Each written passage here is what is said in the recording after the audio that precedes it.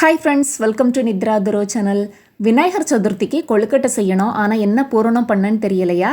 6 வகையான பூரணம் ரெசிபி தாங்க இப்போ பார்க்க போகிறோம். இந்த விநாயகர் சதுர்த்திக்கு விதவிதமாக கொழுக்கட்டை செய்து அசத்துங்க. இப்போ கடலைப்பருப்பு பூரணம் எப்படி பண்ணுறதுன்னு பார்க்கலாம். கடலைப்பருப்பை நான் 2 மணி நேரத்துக்கு ஊற வச்சு எடுத்திருக்கேன். உங்களுக்கு அவ்வளோ நேரம் ஊற வைக்க முடியாதுன்னா நல்லா சுடு தண்ணியில் 45 நிமிஷத்துக்கு கடலைப்பருப்பை போட்டு எடுத்துக்கோங்க. நல்லா ஊறி வந்துடும். ஊற வச்ச கடலைப்பருப்பை குக்கரில் சேர்த்துக்கலாங்க. இதோடவே கடலைப்பருப்பு மூழ்கிற அளவுக்கு தண்ணி சேர்த்துக்கலாம். தண்ணி ஜாஸ்தியாக சேர்த்துடக்கூடாது. பாருங்கள், பருப்பு மூழ்கிற அளவுக்கு இந்த அளவுக்கு சேர்த்தா போதும். இப்போ இந்த பருப்பை 2 விசில் வச்சு வேக வச்சு எடுத்துக்கலாம். பருப்பு இந்த அளவுக்கு வெந்து இருக்கணுங்க. நல்லா குழஞ்சி வந்துடக்கூடாது. நீங்கள் குக்கருக்கு பதிலாக பாத்திரத்தில் கூட வச்சு வேக வச்சு எடுத்துக்கலாம். வேக வச்ச பருப்பில் தண்ணி எதுவும் இருந்ததுன்னா தண்ணியை தனியாக ஊற்றி எடுத்துடலாங்க. இப்போ வேக வச்ச பருப்பை இன்னொரு பாத்திரத்தில் சேர்த்துக்கலாம்.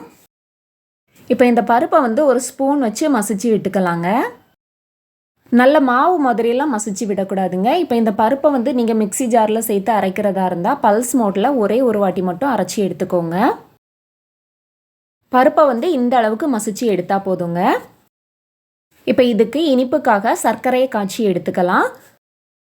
1/2 கப் சர்க்கரை எடுத்திருக்கேங்க. அதோட 2 டேபிள் ஸ்பூன் தண்ணி சேர்த்துட்டு சர்க்கரை முழுசாக கரைஞ்சி வர அளவுக்கு கரைச்சி எடுத்துக்கலாம்.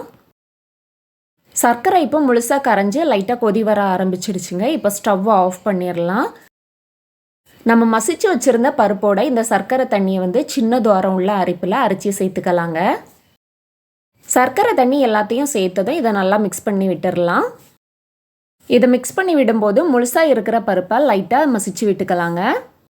பருப்பு 1 2 முழுசாக இருந்தால் கூட பரவாயில்லைங்க. நம்ம ஏற்கனவே நல்லா வேக வச்சு தான் எடுத்து வச்சுருக்கோம். இதோட இப்போ 1/4 கப் துருவன தேங்காய் சேர்த்துட்டு மிக்ஸ் பண்ணி விட்டுக்கலாங்க. இதை மிக்ஸ் பண்ணி விட்டதும் இதோடவே 1/2 டீஸ்பூன் ஏலக்காய் தூள் சேர்த்துக்கலாம். கூடவே 1 டீஸ்பூன் அளவுக்கு நெய்யும் சேர்த்துக்கலாம். சேர்த்துட்டு இது நல்லா கெட்டியாகிற வரைக்கும் நல்லா மிக்ஸ் பண்ணி விட்டுக்கலாங்க. இந்த அளவு நல்லா கெட்டியானதும் ஸ்டவ்வை ஆஃப் பண்ணிடலாங்க. இனி சூடு ஆறி வரும்போது இன்னும் கொஞ்சம் கெட்டியாகும். நம்மளோட கடலைப்பருப்பு பூரணம் ரெடி. இப்போது தேங்காய் பூரணம் எப்படி பண்ணுறதுன்னு தான் பார்க்க போகிறோம். 1/2 கப் அளவுக்கு சர்க்கரை சேர்த்துக்கலாங்க. கூடவே 2 டேபிள் ஸ்பூன் தண்ணி சேர்த்துக்கலாம். இப்போ சர்க்கரை முழுசாக கரைச்சி எடுத்துக்கணும். சர்க்கரை இப்போ முழுசாக கரைஞ்சி வந்துடுச்சுங்க. ஸ்டவ்வை ஆஃப் பண்ணிடலாம். அடுப்பில் இன்னொரு பாத்திரம் வச்சுட்டு அதோட 1 டேபிள் ஸ்பூன் நெய் சேர்த்துக்கலாம். நெய் சூடானதும் அதோட 3/4 கப் அளவுக்கு துருவன தேங்காய் சேர்த்துக்கலாம். தேங்காவை 3 நிமிஷத்துக்கு இந்த நெய்யிலையே வறுத்து எடுத்துக்கலாங்க. தேங்காய் வறுப்பட்டு வாசனை மட்டும் வந்தால் போதும். நல்லா ப்ரௌன் கலர்லலாம் வறுத்து எடுக்க வேண்டாம். இந்த மாதிரி வறுத்து எடுத்ததும் இதோட நம்ம காய்ச்சி வச்சுருக்கிற சர்க்கரை தண்ணியை இதோட அரைச்சிட்டு சேர்த்துக்கலாங்க. இதோடவே 1/2 டீஸ்பூன் ஏலக்காய் தூளும் சேர்த்துட்டு இதை கொஞ்சம் நேரத்துக்கு மிக்ஸ் பண்ணி விட்டுட்டே இருக்கணுங்க. இந்த பூரணம் இன்னும் கொஞ்சம் இறுக்கமாகி வரணுங்க. அந்த அளவுக்கு நம்ம மிக்ஸ் பண்ணி விட்டால் போதும். பாருங்கள், இந்த அளவுக்கு வந்ததும் நம்ம ஸ்டவ்வை ஆஃப் பண்ணிடலாம். நம்மளோட தேங்காய் பூரணம் சூப்பராக ரெடி ஆயிடுச்சு. இப்போ எள்ளு பூரணம் எப்படி பண்ணுறதுன்னு பார்க்கலாம். பாத்திரத்தில் 1/2 கப் அளவுக்கு கருப்பு எள்ளு சேர்த்துக்கலாம். நம்ம செய்கிற இந்த பூரணம் எல்லாமே 1 கப் மாவுக்கு கரெக்டாக இருக்குங்க. தீயை லோ ஃப்ளேமில் வச்சுட்டு எள்ளை நல்லா வறுத்து எடுத்துக்கலாங்க. எள்ளு நல்லா வறுபட்டதும் வெடிக்குங்க. அந்த அளவுக்கு நம்ம வறுத்து எடுத்தால் போதும். அதுக்கு மேலேயும் வறுத்தோன்னா எள்ளு கரிஞ்சிரும். பாருங்கள், இந்த அளவுக்கு வறுத்து எடுத்தால் போதும். இந்த எள்ளை இப்போ ஆற விட்டுட்டு மிக்சி ஜாரில் கொஞ்சம் கொரப்பாக அரைச்சி எடுத்து வச்சுக்கலாம். அதே பாத்திரத்தில் 1/2 கப் அளவுக்கு சர்க்கரை சேர்த்துக்கலாங்க. இதோடவே 2 டேபிள் ஸ்பூன் தண்ணியும் சேர்த்துக்கலாம். சேர்த்துட்டு சர்க்கரையை நல்லா கரைச்சி எடுத்துக்கணும். சர்க்கரையில் நிறைய தூசு மண்ணெல்லாம் இருக்கிறதுனால தான் இந்த மாதிரி காய்ச்சி அரைச்சி சேர்த்துக்கிறோம். இப்போ சர்க்கரை நல்லா கரைஞ்சி கொதி வந்துடுச்சுங்க. இப்போ ஸ்டவ்வை ஆஃப் பண்ணிடலாம். நம்ம காய்ச்சி வச்சுருந்த சர்க்கரையை அரைச்சிட்டு இன்னொரு பாத்திரத்தில் சேர்த்துக்கலாங்க. இதோடவே 1/4 கப் துருவன தேங்காயும் சேர்த்துட்டு இதை மிக்ஸ் பண்ணி விட்டுடலாம். சர்க்கரையை நம்ம காய்ச்சி எடுத்த உடனே இதில் அரைச்சி சேர்த்துட்டோம். அதனால இது நல்லா சூடாகவே தான் இருக்கும். இப்போ இதோட நம்ம அரைச்சி வச்சுருந்த எள்ளை சேர்த்துக்கலாம். எள்ளு இந்த அளவுக்கு கொரப்பாக அரைச்சி எடுத்துக்கணுங்க. நல்லா நைஸாக அரைக்கக்கூடாது. இப்போ அரைச்சி வச்சுருந்த எள்ளை இதோட சேர்த்துடலாம். எள்ளை சேர்த்ததும் இதோடவே 1/2 டீஸ்பூன் ஏலக்காய் தூள் சேர்த்துக்கலாம். இப்போ இது எல்லாத்தையுமே நல்லா மிக்ஸ் பண்ணி விட்டுடலாங்க. எள்ளோட தண்ணி எதுவுமே சேர்த்து அரைக்காததுனால சர்க்கரையோட சேர்த்த உடனே அது நல்லா இறுக்கமாயிருங்க. கொஞ்ச நேரத்துக்கு மட்டும் மிக்ஸ் பண்ணி விட்டால் போதும், நல்லா இறுக்கமாயிரும். பாருங்கள், இந்த அளவுக்கு நல்லா மிக்ஸ் பண்ணி எடுத்துக்கணும். இப்போ நம்மளோட எள்ளு பூரணம் சூப்பராக ரெடி ஆகிடுச்சுங்க. ஸ்டவ்வை ஆஃப் பண்ணிடலாம். இப்போ கேரட் பூரணம் எப்படி பண்ணுறதுன்னு பார்க்கலாம். பாத்திரத்தில் 1 டேபிள் ஸ்பூன் நெய் சேர்த்துக்கிறேன். மீடியம் சைஸ் கேரட்டில் 3 கேரட் எடுத்திருக்கேங்க. அதோட தோலை சீவிட்டு இந்த மாதிரி துருவி எடுத்து வச்சுக்கலாம். இது துருவுனது 1.5 கப் அளவுக்கு துருவி எடுத்து வச்சுருக்கேன். இந்த நெய்யிலேயே கேரட்டை கொஞ்சம் நேரத்துக்கு வதக்கி எடுத்துக்கலாங்க. நான் கேரட் எடுத்தது இந்த கப்பில் தான் 1.5 கப் அளவுக்கு எடுத்தேங்க. அதே கப்பில் 1/2 கப் அளவுக்கு துருவுன தேங்காய் சேர்த்துக்கலாம். இப்போ கேரட் தேங்காய் ரெண்டையும் சேர்த்து நல்லா வதக்கி எடுத்துக்கலாம். கேரட் கொஞ்சம் வதங்கினதும் இந்த மாதிரி கலர் சேஞ்ச் ஆகுங்க. இந்த நேரத்தில் நம்ம பால் சேர்த்துக்கலாம். 1/2 கப் அளவுக்கு பால் சேர்த்துக்கிறேன். இதோடவே 1/2 கப் அளவுக்கு சீனியும் சேர்த்துக்கலாங்க. பால் காய்ச்ச பால், காய்க்காத பால், எந்த பால் வேணாலும் சேர்த்துக்கலாம். இதோடவே 1/2 டீஸ்பூன் ஏலக்காய் தூளும் சேர்த்துக்கலாங்க. சேர்த்துட்டு ஒரு வாட்டி எல்லாத்தையும் நல்லா மிக்ஸ் பண்ணி விட்டுடலாம். எல்லாத்தையும் நல்லா மிக்ஸ் பண்ணி விட்டதும் குக்கரை மூடி போட்டுட்டு 2 விசில் வச்சு எடுத்துக்கலாங்க. பால் 1/2 கப் அளவுக்கு சேர்த்தாதாங்க கரெக்டாக இருக்கும். அதே மாதிரி தீயும் மீடியம் ஃப்ளேமில் எரியட்டும், இல்லாட்டி அடி பிடிக்கும். கேரட் இப்போ நல்லா வெந்து வந்துடுச்சுங்க. பாலும் அதிகமாக இல்லை பாருங்கள். நம்ம சேர்த்த பால் இதுக்கு கரெக்டாக இருக்கும்.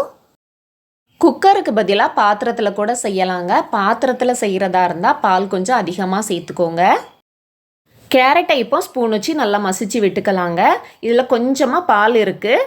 இந்த பால் முழுசாக வற்றி வர்றதுக்காக கொஞ்சம் நேரத்துக்கு அடுப்பில் வச்சு மிக்ஸ் பண்ணி விட்டுட்டே இருக்கலாம். பாருங்கள், இப்போ நல்லா வற்றி வந்துடுச்சு. நம்மளோட கேரட் பூரணம் சூப்பராக ரெடி ஆயிடுச்சு. இப்போது சிறுபயறு பருப்பு பூரணம் எப்படி பண்ணுறதுன்னு பார்க்கலாங்க. சிறுபயறு பருப்பு 1/2 கப் அளவுக்கு எடுத்திருக்கேங்க. இதை குக்கரில் போட்டுட்டு நல்லா கழுவிட்டு 4 விசில் வச்சு எடுத்துக்கலாம். நீங்கள் ஊற வச்சு எடுக்கிறதா இருந்தால் 1 மணி நேரம் ஊற வச்சுக்கோங்க. நான் ஊற வச்சுட்டு தான் சேர்த்துருக்கேன். ஊற வச்சுட்டு வேக வைக்கிறதா இருந்தால் 2 விசில் மட்டும் வச்சு எடுத்தால் போதுங்க. இதோட 1/2 கப் அளவுக்கு தண்ணி சேர்த்துக்கலாம். ஊற வைக்காமல் வேக வச்சிங்கன்னா 1.25 கப் அளவுக்கு தண்ணி சேர்த்துக்கோங்க. தண்ணி பருப்பு மூழ்கிற அளவுக்கு எடுத்திருக்கேங்க. அப்போ தான் வெந்து வரும்போது தண்ணி அதிகமாக இல்லாமல் கரெக்டாக வெந்து வரும். இந்த பருப்போட ஒரு பிஞ்ச் அளவுக்கு உப்பு சேர்த்துக்கலாங்க. தீயை மீடியம் ஃப்ளேமில் வச்சுட்டு குக்கரை மூடி போட்டுட்டு 2 விசில் வச்சு எடுத்துக்கலாங்க. நாம் எடுத்துருக்கிற பருப்பு கிராம் கணக்கில் 75 கிராம் இருக்குங்க. இப்போ இன்னொரு பாத்திரத்தில் 1/2 கப் அளவுக்கு சர்க்கரை சேர்த்துருக்கேன். கூடவே 2 டேபிள் ஸ்பூன் அளவுக்கு தண்ணி சேர்த்துக்கலாம். சர்க்கரையை கட்டி எதுவுமே இல்லாமல் நல்லா கரைச்சி எடுத்துக்கலாங்க. இப்போ நல்லா கரைஞ்சி வந்துடுச்சு. ஸ்டவ் ஆஃப் பண்ணிடலாம். இப்போ இன்னொரு பாத்திரத்தில் நம்ம வேக வச்சுருந்த சிறுபயறு பருப்பை சேர்த்துடலாம். எனக்கு தண்ணி கரெக்டாக இருக்குது பாருங்கள். அடி பிடிக்காமல் பருப்பும் நல்லா வெந்து வந்திருக்குங்க. இப்போ நம்ம ஸ்டவ் இன்னும் ஆன் பண்ணலைங்க. இப்போ கரைச்சி வச்சுருந்த சர்க்கரையை இதோட அரைச்சி சேர்த்துக்கலாம். சர்க்கரை எல்லாத்தையும் அரைச்சி சேர்த்ததும் இப்போ ஸ்டவ் ஆன் பண்ணிக்கலாங்க. ஆன் பண்ணிவிட்டு இதை நல்லா மிக்ஸ் பண்ணி விட்டுக்கலாம். சர்க்கரையும் பருப்பும் சேர்ந்து இந்த அளவு நல்லா மிக்ஸ் ஆகி வந்ததும் இதோட 1/2 கப் அளவுக்கு துருவுன தேங்காய் சேர்த்துக்கலாங்க. இதோடவே 1/2 டீஸ்பூன் ஏலக்காய் தூளும் சேர்த்துக்கலாம். இப்போ எல்லாத்தையுமே சேர்த்து நல்லா மிக்ஸ் பண்ணி விட்டுக்கலாங்க. எல்லாமே நல்லா மிக்ஸ் ஆகி வந்ததும் இதோட 1 டீஸ்பூன் அளவுக்கு நெய் சேர்த்துக்கலாம். நெய் சேர்த்ததும் மறுபடியும் எல்லாத்தையும் ஒரு வாட்டி நல்லா மிக்ஸ் பண்ணி விட்டுக்கலாங்க. நமக்கு இந்த அளவுக்கு பூரணம் இறுக்கமானா போதும். ஆறி வரும்போது இன்னும் கொஞ்சம் இறுக்கமாகும். சிறுபயறு பருப்பு பூரணம் சூப்பராக ரெடி ஆயிடுச்சுங்க. இப்போது நிலக்கடலை பூரணம் எப்படி பண்ணுறதுன்னு பார்க்கலாம். வறுத்த நிலக்கடலை எடுத்துக்கலாங்க. அதில் தோல் எல்லாமே எடுத்துட்டு 3/4 கப் நிலக்கடலையை மிக்ஸி ஜாரில் சேர்த்துக்கலாம். இதோடவே 1/4 கப் துருவுன தேங்காயும் சேர்த்துக்கலாங்க. இப்போ இதை அரைச்சி எடுத்துகிட்டு வந்துடணும். நல்லா அரைக்கக்கூடாது பாருங்கள். இந்த மாதிரி கொரப்பாக அரைச்சி எடுத்து வச்சுக்கணும். இப்போ இன்னொரு பாத்திரத்தில் 1/2 கப் சர்க்கரை சேர்த்துருக்கேங்க. அதோட 2 டேபிள் ஸ்பூன் தண்ணி சேர்த்துக்கலாம். சர்க்கரையை கட்டி எதுவுமே இல்லாமல் இந்த மாதிரி கரைச்சி எடுத்து வச்சுக்கலாங்க. சர்க்கரை நல்லா கரைச்சி எடுத்ததும் இதை இன்னொரு பாத்திரத்தில் அரைச்சி எடுத்துக்கலாங்க. உங்ககிட்ட நிலக்கடலை இல்லைன்னா இதுக்கு பதிலாக பொரிக்கடலை கூட அரைச்சி சேர்த்துக்கலாம். பொரிக்கடலையில் பண்ணாலும் இந்த பூரணம் ரொம்ப நல்லா இருக்குங்க. சர்க்கரையை அரைச்சி சேர்த்ததும் நம்ம அரைச்சி வச்சுருந்த நிலக்கடலையை இதோட சேர்த்துடலாம். இதோடவே 1/2 டீஸ்பூன் ஏலக்காய் தூளும் சேர்த்துட்டு இதை நல்லா மிக்ஸ் பண்ணி விட்டுக்கலாங்க. நிலக்கடலையை சேர்த்துட்டு கொஞ்ச நேரத்திலேயே பூரணம் நல்லா இறுக்கமாயிரும். இப்போ நிலக்கடலை பூரணமும் சூப்பராக ரெடி ஆகிடுச்சுங்க. நீங்களும் இதே மாதிரி பூரணம் செய்து பார்த்துட்டு எப்படி இருந்ததுன்னு சொல்லுங்கள். வீடியோ பிடிச்சிருந்தா லைக் பண்ணுங்கள், ஷேர் பண்ணுங்கள். தேங்க்ஸ் ஃபார் வாட்சிங்.